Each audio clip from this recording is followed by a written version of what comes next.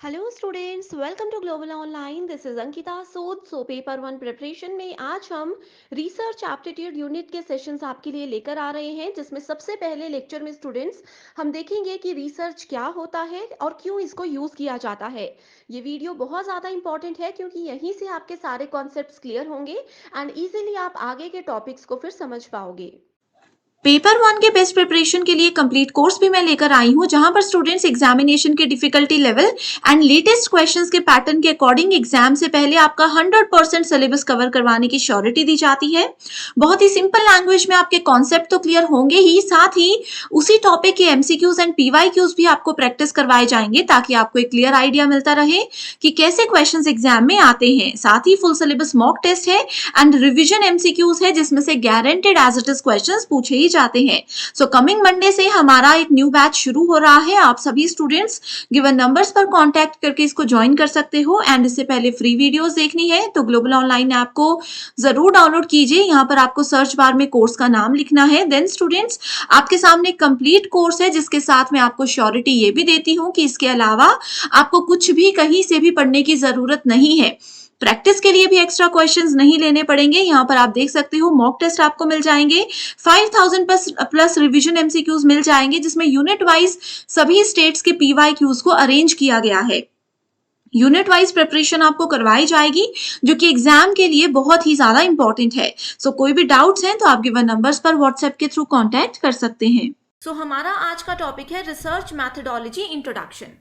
तो रिसर्च में इंट्रोडक्शन से हम शुरू करेंगे। अब जैसे कि इसके नाम से ही आप लोगों को क्लियर होना चाहिए कि रिसर्च, सर्च का मतलब होता है किसी चीज को ढूंढना। रिसर्च का मतलब होता है कि कोई चीज ऑलरेडी हमारे पास है, लेकिन हम फिर भी उसी चीज पे सर्च कर रहे हैं, उसी चीज को सर्च कर रहे हैं। ठीक है।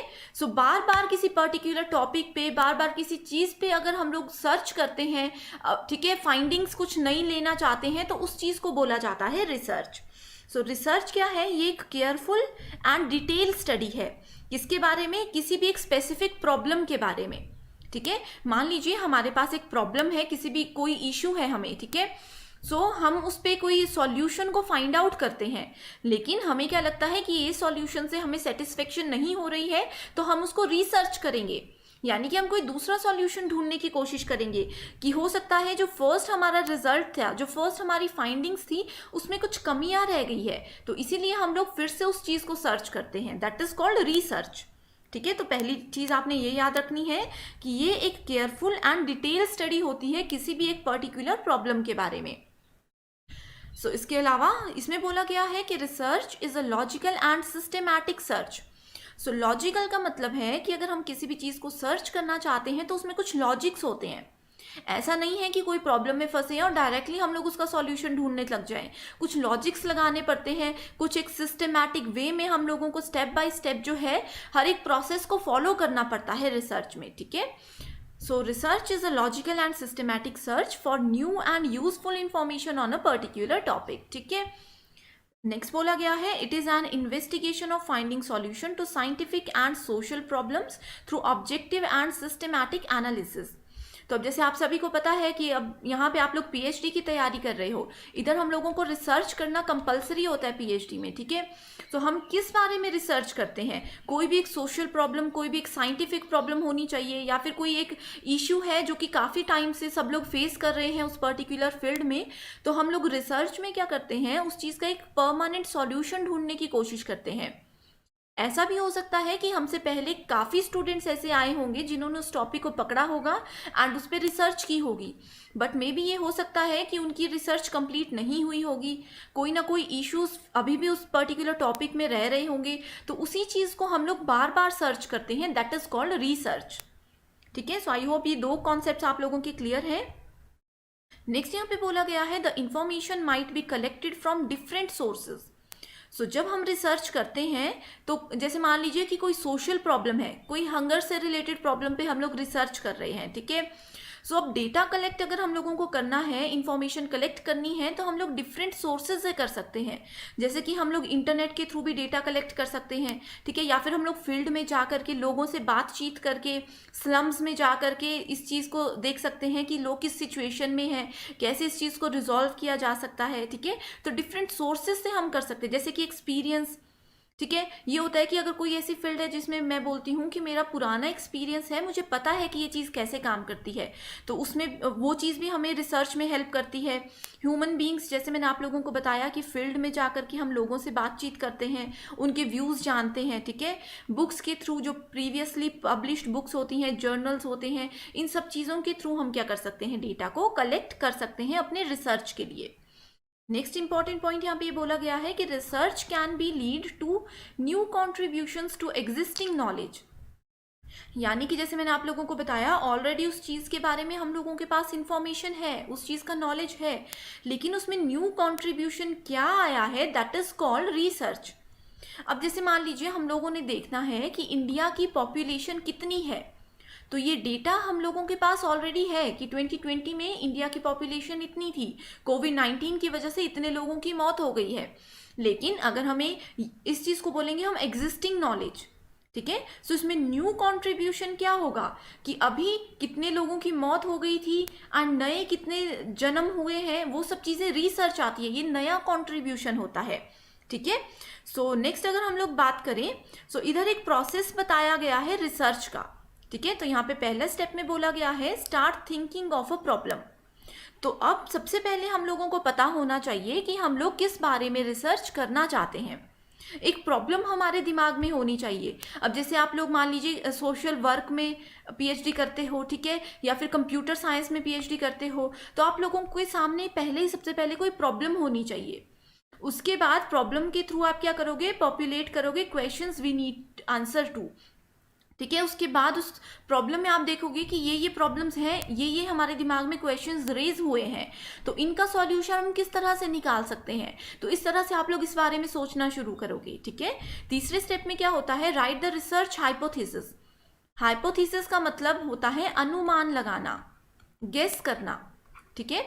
सो उसके बाद हम क्या करते हैं, रिसर्च में अनुमान लगाना शुरू कर देते हैं कि ये पॉइंट्स हो सकते हैं, हम इस चीज़ में इस तरह से डेटा कलेक्ट करेंगे, इसका ये सॉल्यूशन इस तरह से फाइंड कर सकते हैं।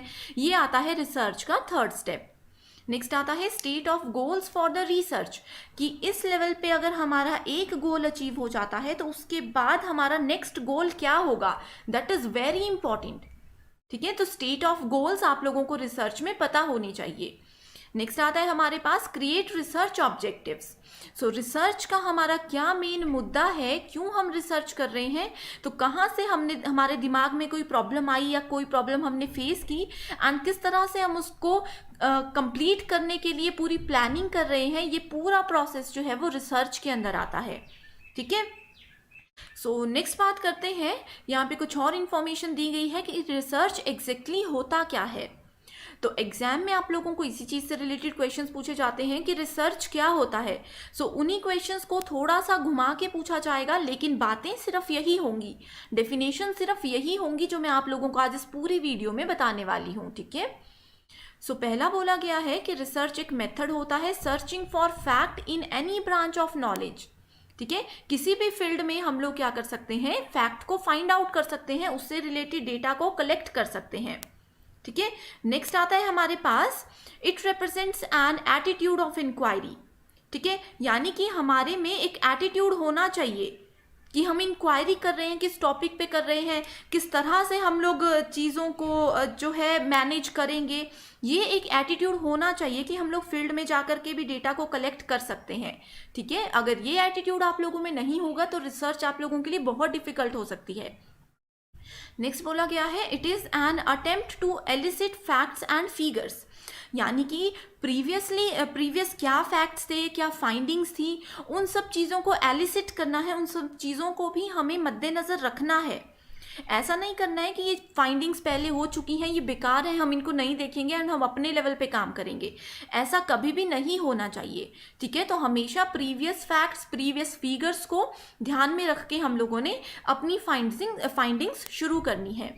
नेक्स्ट बोला गया है a systematic and scholarly application of the scientific method. तो ये साइंटिफिक, सोशल, कोई भी मेथड हो सकता है। एंड ये पॉइंट आपने याद रखना है कि रिसर्च एक सिस्टमैटिक प्रोसेस है, यानी कि एक सिस्टम के साथ हम काम करते हैं। वो सिस्टम क्या होता है, कैसे उसको हम फॉलो करते हैं, ये सब चीज़ें भी हम लोग आगे आने वाले वीडियो लेक्चर सीरीज में ज़रूर डिस्कस करेंगे, ठीक है। नेक्स्ट है ये एक स्टेट ऑफ माइंड है, that means it requires the involvement of entire mind, यानी कि पूरे माइंड में हमें अपने माइंड को एक्टिव रखना पड़ेगा पूरी रिसर्च के थ्रू, कि ऐसा ना हो कि हमारा कोई पॉइंट मिस हो जाए। कभी हमें कोई आइडिया आता है, कब हम उस आइडिया को इम्प्लीमेंट करेंगे, ऐसा ना हो कि कोई आइडिया हमें आज आया, 3 दिन बाद हम इसको इम्प्लीमेंट करने की सोचते हैं, लेकिन 3 दिन में हम भूल जाते हैं कि वो आइडिया क्या था। तो इसीलिए यहाँ पे बोला गया है कि it is a state of mind. Next बोला गया है it acquirement of knowledge is continuous process in human life, ठीक है। सो एक कॉन्टिन्यूस प्रोसेस है कि हम लोग नॉलेज जो है जनरेट करते रहते हैं। Research is never ending and ever enlarging systematic process. तो ये है रिसर्च की कुछ बेसिक इंट्रोडक्शन। सो मीनिंग की अगर हम लोग बात करें रिसर्च में, तो यहाँ पे बोला गया है अगेन कि एक सिस्टमैटिक प्रोसेस है एंड ये एक ऑर्गेनाइज प्रोसेस है। सिस्टमैटिक यही है कि एक सेट ऑफ प्रोसीजर है, एक सेट ऑफ प्रोसेस है जिसको हमें फॉलो करना ही है। एक सिस्टमैटिक, जैसे हम बोलते हैं ना कि कोई भी काम एक सिस्टमैटिक वे में करो तो हमें अच्छे रिजल्ट्स मिलते हैं, वही चीज़ यहाँ पे बोली गई है। एक नया पॉइंट यहाँ पे ये है कि it is an attempt to pursue truth through the methods of study, यानी कि हम लोग कैसे स्टडी करते हैं, प्रीवियस फाइंडिंग्स को भी स्टडी करेंगे एंड हम सच ढूंढने की कोशिश करेंगे, अपने ऑब्जर्वेशन के थ्रू हम सच ढूंढने की कोशिश करेंगे, ठीक है। उसके बाद हम कंपेयर करेंगे प्रीवियस फाइंडिंग्स को अपनी फाइंडिंग्स के साथ, या फिर हम कंपेयर करेंगे, जैसे मैंने आप लोगों को हंगर से रिलेटेड क्राइसिस की बात की, तो हम कंपेयर करेंगे कि डिफरेंट स्टेट्स में या डिफरेंट सिटीज़ में इसका क्या इम्पैक्ट रहता है एंड कौन से टाइम पे ये लोग किस तरह का जो है इश्यूज फेस करते हैं। तो ये कंपेरिजन और एक्सपेरिमेंट जो है ये बहुत इंपॉर्टेंट है, ठीक है। सो जितना भी आप लोगों को ऑब्जर्वेशन है या प्रीवियस एक्सपीरियंस है वो आप लोगों को हमेशा रिसर्च में यूज करना ही चाहिए। नेक्स्ट अब आती है फाइनल जो हमारी ऑफिशियल डेफिनेशंस होती हैं रिसर्च की, एंड एग्जाम में मैं आप लोगों को बता दूं कि एज इट इज़ डेफिनेशंस भी लिखी होती हैं कई बार, ठीक है। तो आप लोग इन चीज़ों को अच्छे से देख लीजिएगा। एंड अगर आप लोग हमारा पेड कोर्स ज्वाइन करते हो तो आप लोगों को पूरा हम लोग PDF फॉर्मेट में ये चीज़ें प्रोवाइड कराएंगे, सो दैट आप लोग अच्छे से टाइम लगा करके इन चीज़ों को पढ़ सको एंड समझ सको।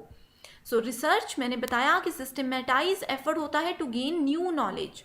Research comprises defining and redefining of a problem, यानी कि अगर कोई प्रॉब्लम हम लोगों ने फेस की है तो पहले हम क्या करेंगे, उस प्रॉब्लम को डिफाइन कर देंगे, ठीक है। अगर उस प्रॉब्लम को पहले किसी और ने फेस किया है एंड ऑलरेडी उस चीज़ पे रिसर्च हो चुकी है तो हम उस चीज़ को क्या करेंगे, रीडिफाइन करेंगे, यानी कि हमने उसके बारे में क्या सोचा, क्या समझा, उस चीज़ को हम डिफाइन करेंगे, ठीक है। इसके अलावा हम फॉर्मुलेट करते हैं हाइपोथेसिस को और सजेस्टेड सॉल्यूशंस, ठीक है। तो इसमें हम लोग इवेल्युएट करते हैं, डेटा को कलेक्ट करते हैं, ऑर्गेनाइज करते हैं। सो यहाँ पे organisation is very important. Next definition यहाँ पे बताई गई है कि research as the manipulation of things, concepts और symbols for the purpose of generalisation to extend, correct और verify knowledge, whether that knowledge aids in construction of theory or in the practice of an art, ठीक है। so, जो भी knowledge हमने collect किया तो उस नॉलेज को कहाँ पे हम लोग यूज़ करेंगे, किस तरह से यूज़ करेंगे, वो सब चीज़ें इसमें हम मैनिपुलेट करते हैं, ठीक है। सो ये है रिसर्च की कुछ बेसिक डेफिनेशंस। सो ये जो फीचर्स हैं इसको मैंने यहाँ पे इसलिए ऐड किया है क्योंकि अभी तक हमने जितनी भी चीज़ें पढ़ी हैं, ठीक है, अभी प्रीवियस 3-4 स्लाइड्स में हमने जितनी भी चीज़ें पढ़ी हैं उन सब चीज़ों को आप लोग फीचर्स में भी काउंट कर सकते हो, ठीक है।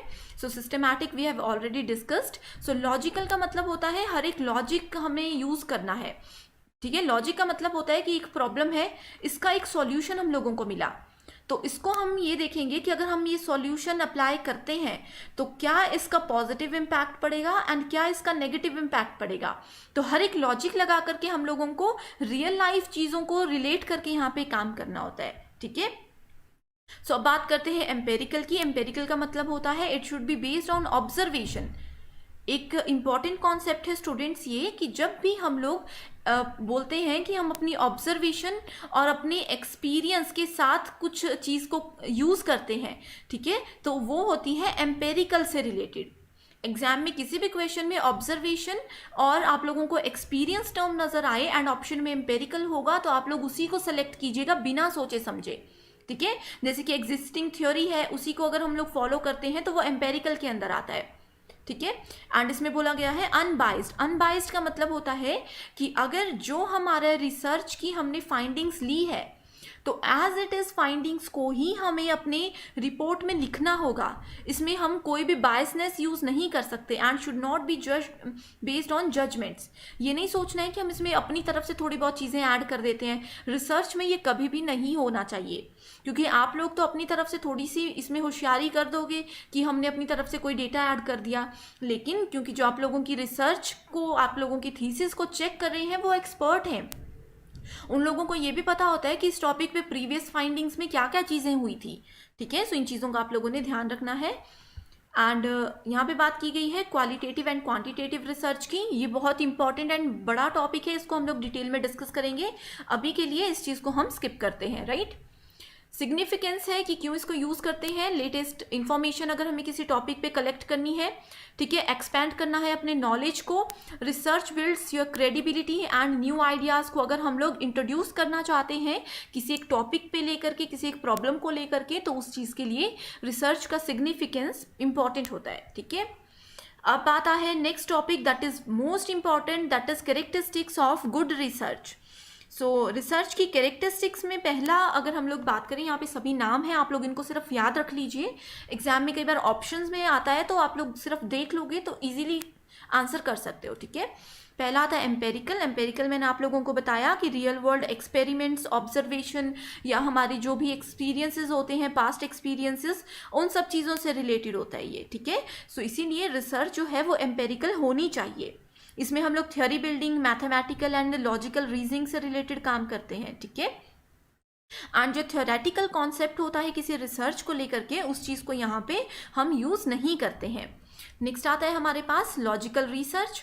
सो लॉजिकल रिसर्च क्या होता है, मैंने आप लोगों को बता दिया कि लॉजिक्स हमने यूज़ करने हैं कि एक सॉल्यूशन मिल गया, इसका पॉजिटिव इम्पैक्ट क्या होगा, इसका नेगेटिव इम्पैक्ट क्या होगा, ठीक है। यानी कि जो लॉजिकल होता है ये हमेशा डिसीजन मेकिंग से रिलेटेड चीज़ होती है। जहाँ पे भी टर्म डिसीजन मेकिंग नज़र आए, लॉजिकल रिसर्च को आप लोग करेक्ट आंसर सेलेक्ट कर सकते हो, ठीक है। इसमें हम लोग लॉजिक्स लगा के डेटा को कलेक्ट कर सकते हैं, सो दैट हम लोग क्या करें, न्यू क्वेश्चंस को, अपने न्यू सॉल्यूशंस को ढूंढ सकते हैं, ठीक है। नेक्स्ट आता है साइक्लिकल। सो साइक्लिकल प्रोसेस है, ये कॉन्टिन्यूस साइकिल होता है, यानी कि रिसर्च में हमने पहले पहला फेज किया, दूसरा किया, तीसरा किया, चौथा किया एंड पांचवा किया, ठीक है। तो ये प्रोसेस पूरा इसी फ्लो में काम करेगा। एक सॉल्यूशन मिलेगा, दूसरा प्रॉब्लम आ जाएगा, दूसरा प्रॉब्लम सॉल्व होगा, तीसरा प्रॉब्लम आ जाएगा। तो ये एक साइक्लिक प्रोसेस होता है, ठीक है। सो इसमें क्या होता है, it starts with problem and and with another problem. मैंने आप लोगों को बताया कि एक प्रॉब्लम से शुरू होंगे, उसका सॉल्यूशन मिलेगा, तब को दूसरा प्रॉब्लम आप लोगों के सामने आ जाएगा, ठीक है। नेक्स्ट आता है हमारे पास, जैसे साइक्लिक के स्टेजेस होते हैं डिफरेंट, ठीक है, उनको भी हम डिटेल में डिस्कस करेंगे। नेक्स्ट आता है एनालिटिकल, कि किस तरह से हम लोग एनालाइज करेंगे कि क्या हमारा डेटा अभी है, क्या आने वाला डेटा है, ठीक है, किस तरह से हम लोग उसको सॉल्यूशन उस चीज़ का प्रोवाइड कराते हैं। नेक्स्ट आता है critical research. So critical thinking, यानी कि जो हमारा कोर एकेडमिक स्किल होती है अंडर ग्रेजुएशन पे या फिर पोस्ट ग्रेजुएशन टाइम पे, जो हम लोगों के दिमाग में बेसिक क्वेश्चंस आते हैं, उन सब चीज़ों को भी हमने याद करना है कि ये क्वेश्चन उस टाइम पे भी था एंड ये क्वेश्चन यहाँ पे किस तरह से हमारे सामने आया है एंड कैसे हम इस चीज़ को फाइंड आउट करेंगे। So critical research is a loosely defined genre of social inquiry whose central theme involves the problematization of the knowledge. Next आता है मैथडोलॉजिकल। सो दिस प्रोसीजर, इस प्रोसीजर में क्या होता है, it is the way in which the researcher arrange, develop, जहाँ पे भी आप लोगों को टर्म मिलती है ना, arrange, develop, modify any technique, ठीक है। तो वो प्रीवियस रिजल्ट पे भी हो सकती है या अपनी अभी फाइंडिंग्स पे भी हो सकती है, वो सब आता है मैथडोलॉजिकल के अंदर, ठीक है। सो ये भी एक सिस्टमैटिक मेथड होता है। नेक्स्ट आता है रेप्लिकेबल। सो रेप्लिकेबल का मतलब होता है कि replicable keeps researchers honest and can give readers confidence in research. इसके अलावा researchers are agreeing to replicate, जो कि बहुत इंपॉर्टेंट कॉन्सेप्ट होता है, ठीक है। नेक्स्ट आता है feasible. So feasible research questions can be answered. The feasibility of research questions focus on objective aspects of the immediate empirical and clinical environment. And last आता है हमारे पास एथिकल. सो एथिकल जो होता है बहुत इंपॉर्टेंट होता है. इसमें नंबर ऑफ रीजंस आते हैं. एक ही क्वेश्चन के बहुत सारे रीजंस हमारे पास है. अब हमें ये देखना है कि हम लोग किस तरह से एंड कौन से रीजन को अटेम्प्ट करेंगे. इसमें डेटा गैदरिंग होता है, वॉलेंटरी पार्टिसिपेशन होती है एथिक्स के थ्रू. ठीक है, एथिक्स का हिंदी में मतलब होता है नैतिक. ठीक है, जो नैतिकता होती है ना, बेसिक नैतिकताएं, वो आती है यहाँ पे. जैसे कि रिपोर्टिंग, प्लेगरिज्म नहीं होना चाहिए. प्लेगरिज्म का मतलब क्या होता है? प्लेगरिज्म का मतलब होता है डुप्लीकेसी नहीं होनी चाहिए. तो ये रिसर्च एथिक्स एक सेपरेट टॉपिक है. ठीक है, यानी कि कौन कौन सी नैतिकताएं हैं, कौन कौन से बेसिक रूल्स हैं जो कि रिसर्च में हमें ध्यान में रखने चाहिए. नेक्स्ट आता है रेलेवेंट. सो रेलेवेंट होना चाहिए, यानी कि जिस टॉपिक पे हम लोग रिसर्च करना हमने स्टार्ट किया है, हम लोग अपने टॉपिक से भटके ना, हमेशा उस पर्टिकुलर पॉइंट को ध्यान में रखें. ठीक है, तो ये है रिसर्च के कुछ इंपॉर्टेंट कैरेक्टरिस्टिक्स. तो स्टूडेंट्स आज के लिए सिर्फ इतना ही. आई होप ये पूरा कॉन्सेप्ट आप लोगों को बिल्कुल क्लियर है. एंड इसके अलावा अगर आप लोगों को कोई डाउट है, किसी और टॉपिक को ज़्यादा डिटेल में जानना चाहते हो, तो आप लोग कमेंट करके हमें बता सकते हो. हमारी टीम डेफिनेटली आपकी हेल्प करेगी. So thank you so much for watching this video and all the best.